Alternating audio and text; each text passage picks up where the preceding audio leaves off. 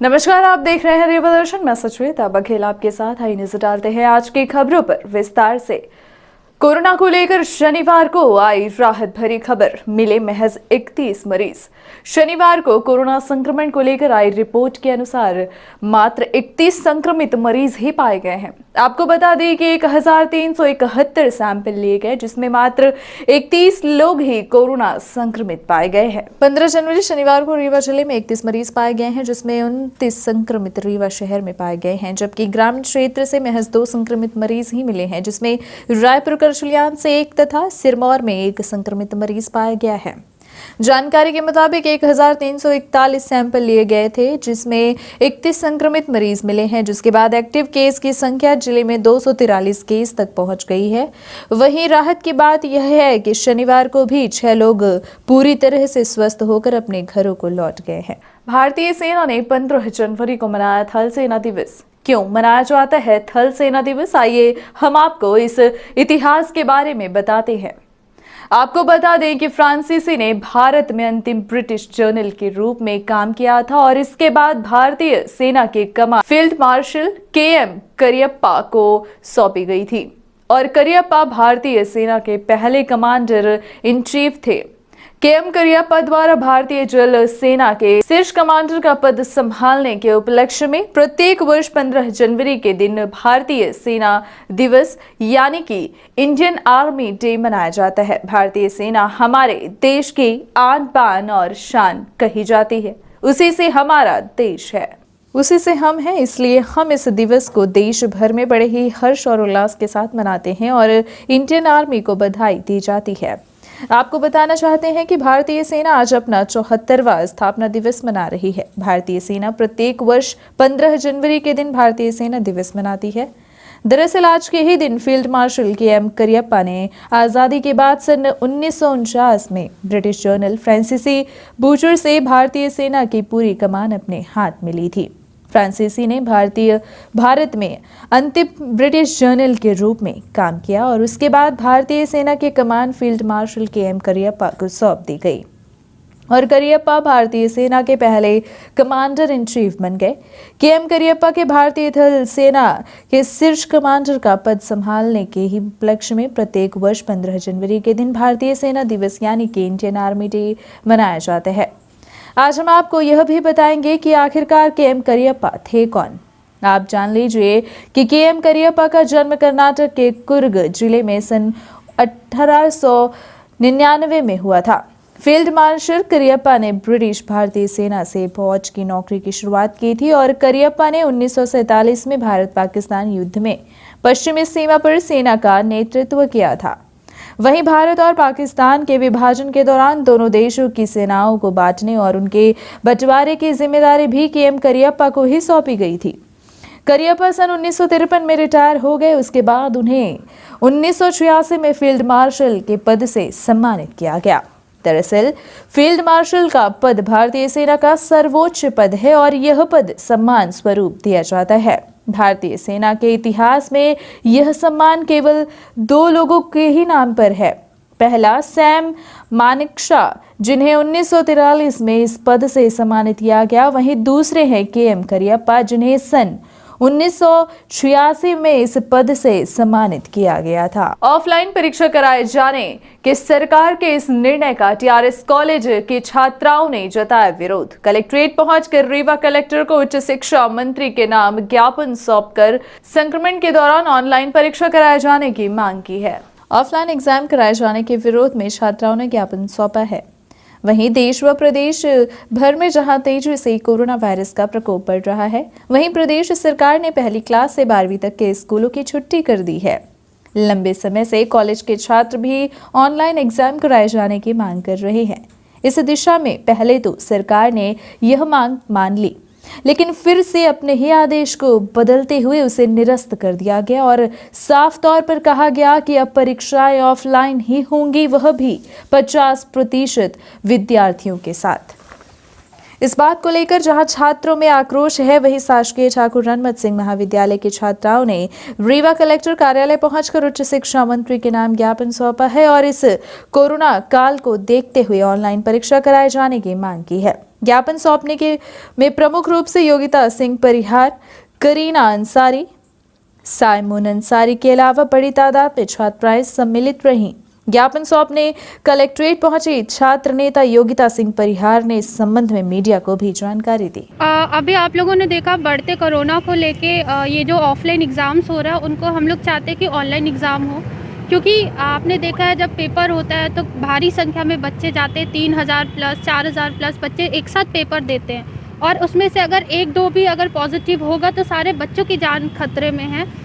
इसको लेके हम सभी छात्राएँ क्या कहते हैं आज कलेक्टर साहब को ज्ञापन देने। हाँ, कॉलेज के प्रोफेसर टीचर तो छोड़िए, यूनिवर्सिटी के कुलपति ही कोरोना पॉजिटिव हैं, तो हम क्या कहें। और उन्हें तो अभी स्थगित उन्होंने उनके मतलब कोविड पॉजिटिव होने के कारण उन्होंने एग्ज़ाम स्थगित किया है, लेकिन अभी आने वाले सोमवार से पेपर होने वाले हैं। तो हम सब यही चाहते हैं कि ये पेपर ऑफलाइन ना हो, ऑनलाइन परीक्षा कराई जाए। राजकीय सम्मान के साथ हुआ बीएसएफ के जवान का अंतिम संस्कार। प्रशासनिक अधिकारियों के साथ इस अवसर पर रीवा सांसद जनार्दन मिश्र व क्षेत्रीय विधायक केपी त्रिपाठी के अलावा जनपद अध्यक्ष प्रतिनिधि संजय द्विवेदी भी रहे मौजूद।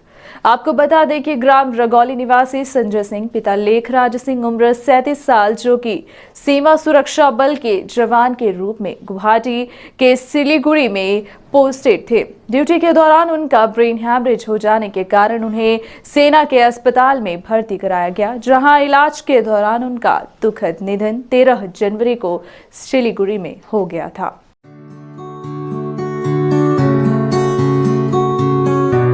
जवानों द्वारा उनका पार्थिव शरीर एयर एम्बुलेंस से लखनऊ तक लाया गया। उसके बाद बाय रोड उन्हें उनकी जन्मभूमि लाया गया, जहां उन्हें गार्ड ऑफ ऑनर के साथ अंतिम विदाई दी गई। सेना के जवान का पार्थिव शरीर 15 जनवरी को सिमरिया लाया गया, जहां उसके बाद परिजनों सहित क्षेत्रीय लोगों द्वारा उन्हें उनकी जन्मभूमि रगोली में अंतिम दर्शन के लिए रखा गया। उसके बाद राष्ट्रीय सम्मान के साथ जवानों द्वारा अंतिम संस्कार स्थल लाया गया, जहां हजारों की संख्या में क्षेत्रीय लोग उपस्थित रहे और राजकीय सम्मान के साथ सेना के जवान को मुखाग्नि दी गई। इस दौरान राष्ट्रीय गार्ड ऑफ ऑनर की सलामी दी गई। उसके बाद प्रशासनिक अधिकारी प्रवीण त्रिपाठी, तहसीलदार एवं थाना प्रभारी महेंद्र शुक्ला द्वारा पुष्प चक्र द्वारा श्रद्धांजलि दी गई। तत्पश्चात सांसद जनार्दन मिश्र व क्षेत्रीय विधायक केपी त्रिपाठी एवं जनपद अध्यक्ष प्रतिनिधि संजय द्विवेदी के अलावा कांग्रेस नेता सिद्धार्थ तिवारी समेत पूर्व नगर परिषद अध्यक्ष अजय शुक्ला, अनिल पांडे, लालमणि पांडे, पंकज सिंह, प्रदीप सोहगौरा, अरुणेंद्र तिवारी द्वारा नम आंखों से श्रद्धा सुमन अर्पित किया गया। दिवंगत वीर जवान संजय सिंह के एक पुत्र एवं एक पुत्री हैं। पुत्र द्वारा उन्हें मुखाग्नि दी गई। इस दौरान हजारों की संख्या में लोग मौजूद रहे और नम आंखों से उन्हें श्रद्धांजलि दी गई। बारिश से करोड़ों रुपए की धान खराब, जिम्मेदारों की मानी जा रही है बड़ी लापरवाही। रीवा जिले के सभी मंडियों समेत सहकारी समिति के अलावा उमरी, खुमा, इटार, पहाड़, दुआरी, बदवार खरीदी केंद्र में हजारों क्विंटल धान जिम्मेदारों की लापरवाही व इंतजाम की कमी के चलते नष्ट व खराब हो गई है। 2.80 लाख क्विंटल धान वर्ष 2020-21 में समर्थन मूल्य में किसानों से खरीदकर ओपन कैंप में भंडारित की गई है, जो बारिश के चलते खराब हो गई है। इससे भी ज्यादा हद की बात यह है कि धान की खरीदी की बात छोड़िए, अभी पुराने खरीदी के भंडारण का भी उठाव नहीं हो पाया है, जो बड़ी लापरवाही मानी जा रही है। आखिरकार यह किसकी जिम्मेदारी है? क्यों इतनी बड़ी नुकसान शासन की जा रही है? यह अपने आप में एक बड़ा अहम सवाल है। भारत सरकार के गाइडलाइन के अनुसार किसी भी कैंप में 3 माह से ज्यादा धान गेहूं को नहीं रखा जा सकता है, लेकिन 3 महीने के बजाय 1 वर्ष तक कैंप किसानों की खून पसीने की कमाई को खुले में रखा जाना कहां तक न्याय संगत है, जबकि इससे सरकार को भी दोहरा नुकसान हो रहा है। एक तरफ 2.80 लाख क्विंटल अनाज जिसकी कीमत 54.32 करोड़ रुपए आंकी जा रही है, जो नान प्रबंध एवं वेयर हाउस प्रभारियों की लापरवाही से सड़कर नष्ट हो गई। दूसरी तरफ 3 के बजाय 1 साल तक करोड़ों रुपए का अनाज ओपन कैंप में पड़ा रहा, जिसका किराया भी सरकार को देना पड़ा। इस समस्या को लेकर कई बार लोगों ने नान को धान उठाव के लिए पत्र लिखकर अवगत कराया था। बावजूद इसके नान प्रबंधन के कान में जू तक नहीं रेगी। ऐसे भ्रष्ट अधिकारियों की जांच कराई जानी चाहिए तथा दोषी पाए जाने पर एफआईआर दर्ज होने के साथ साथ इसकी भरपाई भी इन्हीं दोषी कर्मचारियों से की जानी चाहिए। यह मांग सामाजिक कार्यकर्ता विश्वनाथ पटेल चोटीवाला ने कलेक्टर से ज्ञापन पत्र सौंपते हुए की है। साथ ही उन्होंने चेताया है कि अगर एक सप्ताह तक जांच नहीं की गई तो अगले मंगलवार को आयुक्त रीवा संभाग से मुलाकात कर मामले की जांच कराने हेतु ज्ञापन सौंपा जाएगा। इसके बाद भी जांच नहीं की गई तो नंगे बदन भोपाल स्थित मुख्यमंत्री निवास के लिए रीवा से पैदल रवाना होंगे तथा जब तक इस मामले की जांच नहीं होगी और दोषियों को सजा नहीं मिल जाएगी तब तक श्री पटेल का कहना है कि वे अमन चैन से नहीं बैठेंगे। मामला मध्य प्रदेश के रीवा जिले का है, जहां वर्ष 2020-21 में समर्थन मूल्य पर 2,80,000 कुंटल धान की खरीदी गई थी और रीवा जिले के भिन्न भिन्न ओपन कैंपों में भंडारित की गई थी। नान जिला प्रशासन की लापरवाही के चलते, नान जिला प्रबंधक की लापरवाही के चलते बारिश के समय में पूरी का पूरी धान सड़ कर के नष्ट हो गई है और जिन ओपन कैंपों में धान रखी गई थी उसमें उमरी में 1,50,000 क्विंटल, करहिया मंडी में 80,000 कुंटल, इटार पहाड़ में 15,000 कुंटल, घूमा में 35,000 कुंटल, कुल मिला करके धान 2,80,000 कुंटल आंकी गई है और जिसकी कीमत लगभग 54 करोड़ 32 लाख रुपए है। जबकि सरकार की गाइडलाइन है कि किसी भी ओपन कैंप में 3 माह से ज़्यादा धान नहीं रखी जा सकती है। यह जानकारी होते हुए भी नान जिला प्रबंधक ने लगातार 3 महीने की बजाय 1 वर्ष तक धान का उठाव नहीं करवाया गया, जबकि कई बार नान जिला प्रबंधक को इस संबंध में पत्र लिखा जा चुका था, लेकिन उन्होंने घोर लापरवाही बरतते हुए और 2,80,000 कुंटल धान को सड़ाने में उन्होंने अपनी अहम भूमिका निभाई। ये जानकारी तब हुई जब अभी 2021-22 की धान की खरीदी हुई और अचानक मैंने ओपन कैंप इटार दुआरी में हम निरीक्षण करने पहुँचे तो वहाँ देखा कि कई कैंपों में धान पूरी तरह से सड़ कर के नष्ट हो गई। इस संबंध में मैंने मीडिया और तमाम जिला प्रशासन को अवगत भी कराया। इस संबंध में कलेक्टर से मिल करके और कार्रवाई की मांग भी हमने की है कि इस संबंध में अतिशीघ्र जांच कराई जा करके और दोषियों के खिलाफ, दोषी कर्मचारियों के खिलाफ, चाहे वो वेयर हाउस प्रभारी हों और चाहे वो नान जिला प्रबंधक हों, सभी के खिलाफ दंडात्मक कार्रवाई होनी चाहिए। इनके खिलाफ एफआईआर दर्ज होनी चाहिए और जो सरकार की जो नुकसानी हुई है तमाम इन कर्मचारियों के वेतन से वसूली की जाए। यदि नहीं की जाती है तो मुझे मजबूर होकर के आंदोलन करना पड़ेगा। मैंने कलेक्टर से इस संबंध में मुलाकात करके कार्रवाई की मांग की है और अगले मंगलवार को मैं संभागायुक्त महोदय से भी इस संबंध में। पुलिस ने नाबालिग के साथ दुष्कर्म करने वाले आरोपी को किया गिरफ्तार। यह कार्यवाही अमहिया पुलिस ने पुलिस अधीक्षक नवनीत भसीन एवं अतिरिक्त पुलिस अधीक्षक शिव कुमार वर्मा एवं नगर पुलिस अधीक्षक मनोज वर्मा के दिशा निर्देशन पर की है।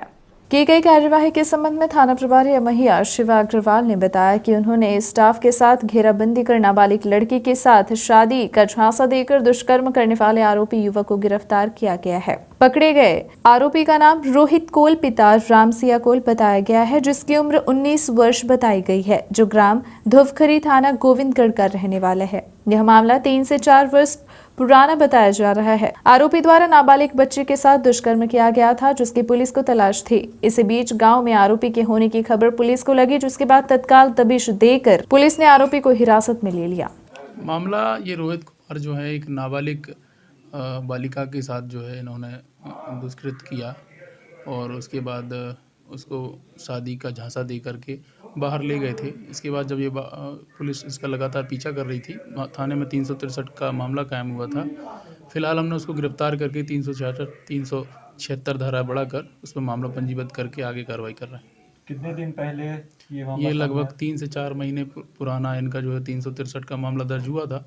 अभी पुलिस ने दस्तयाब करके और आगे कार्रवाई की। कहाँ से गिरफ्तार किया आपने? धुपकरी के पास से गिरफ्तार किया गया। श्री वैभव लक्ष्मी महायज्ञ की हुई पूर्णाहुति आयोजन किया गया। विशाल भंडारा सामाजिक संगठन विघ्नहर्ता सेवा संस्थान समिति त्रिमूर्ति नगर रीवा एवं श्री रामपूत सेवा समिति गढ़ी तथा क्षेत्रीय जनमानस के सहयोग से विगत 5 जनवरी से आयोजित श्री वैभव लक्ष्मी महायज्ञ की पूर्णाहुति एवं भंडारे का आयोजन किया गया। इस दौरान बड़ी तादाद में लोगों ने पहुंचकर जहां यज्ञ हवन का लाभ लिया तो वहीं प्रसाद भी ग्रहण किए। यह आयोजन रीवा जिले के देवधर तहसील अंतर्गत ग्राम गढ़ी स्थित प्राचीन मां जाल पावा श्री रामदूत हनुमान मंदिर परिसर में आयोजित हुआ। यज्ञ का उद्देश्य जगत कल्याण के साथ कोरोना काल में व्यथित हुए प्राणियों मनुष्यों की सुख शांति व समृद्धि के लिए किया गया। वहीं ईश्वर से कामना की गई कि यह महामारी जड़ से समाप्त हो। जगत कल्याण के लिए मां भवानी का पूजन अर्चन कर पूर्णाहुति व विशाल भंडारे के साथ इस दिव्य यज्ञ का पारायण किया गया। समाजवादी पार्टी के प्रदेश अध्यक्ष पहुंचे रीवा। पार्टी पदाधिकारियों के साथ बैठक लेने के पश्चात पत्रकारों से चर्चा की और कहा कि मध्य प्रदेश में भाजपा और कांग्रेस ये जो दोनों पार्टियां हैं इनसे जनता ऊब चुकी है, इसलिए मध्य प्रदेश में भी अब समाजवादी पार्टी पूरी ताकत से चुनाव लड़ेगी और मध्य प्रदेश में भी सरकार बनाएगी। उत्तर प्रदेश की सियासत को लेकर उन्होंने कहा कि इस बार पूरी बहुमत के साथ समाजवादी पार्टी की सरकार बनेगी। हमारे राष्ट्रीय अध्यक्ष श्री अखिलेश यादव जी मंच से घोषणाएं करते रहते हैं। जैसे अभी उन्होंने एक बड़ी घोषणा करी है कि घरेलू बिजली जो है वो 300 यूनिट तक मुफ्त रहेगी और किसानों को सिंचाई के लिए भी मुफ्त बिजली दी जाएगी। ये एक बड़ी घोषणा है। और अन्य समय पे भी उन्होंने आवास की बात की है कि अब लोहिया आवास के माध्यम से, जैसे हमने पहले लोगों को आवास देने का काम किया था, अब जो आवास देंगे उसमें भी हम आवास देंगे और बिजली उसमें भी मुफ्त होगी। सोलर ऊर्जा के माध्यम से वो एक लाइट की व्यवस्था रहेगी और ऐसी अन्य तमाम घोषणाएं समय समय पर कर रहे हैं। आप हमारे घोषणा पत्र का इंतजार कीजिए। एक बेहतर घोषणा पत्र होगा जिसको हम ज़मीन को उतारने का काम करते हैं।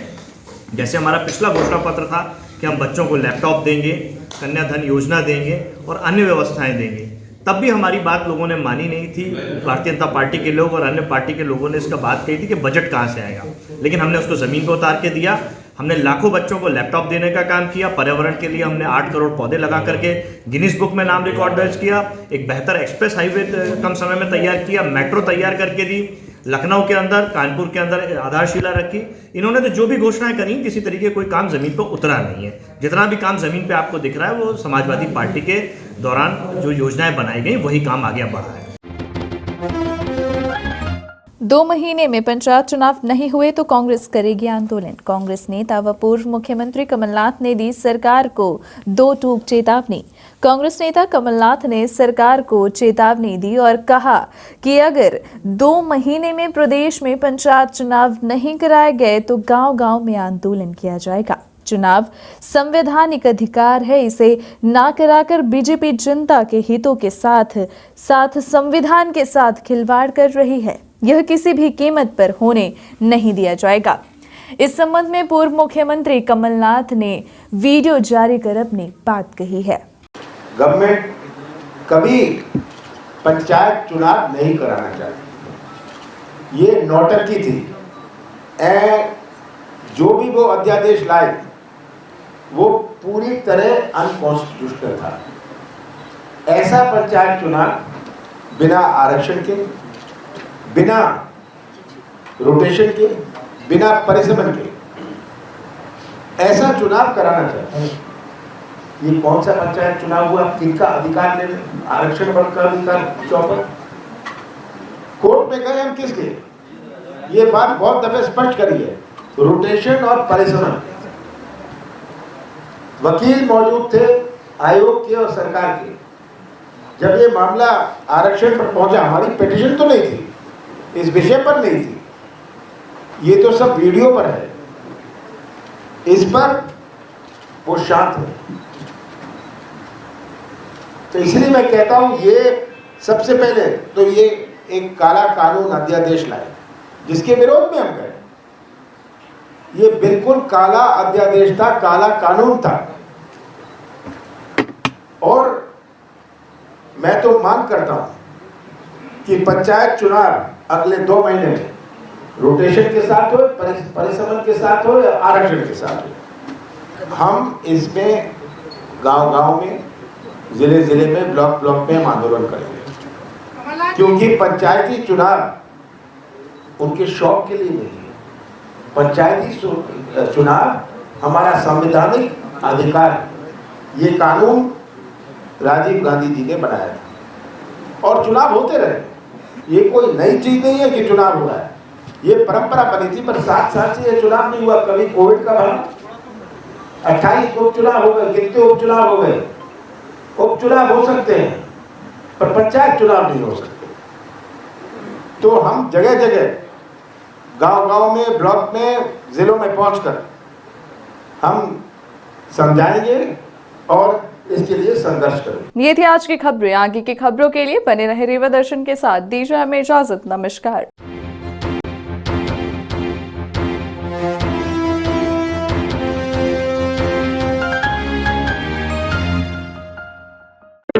महानगरों के बाद अब आपके शहर रेवा में आ गया है हाई स्पीड के साथ न्यू ब्रॉडबैंड रेलटेल, जिसमें आपको मिलेगी अच्छी स्पीड और बेहतर सर्विस।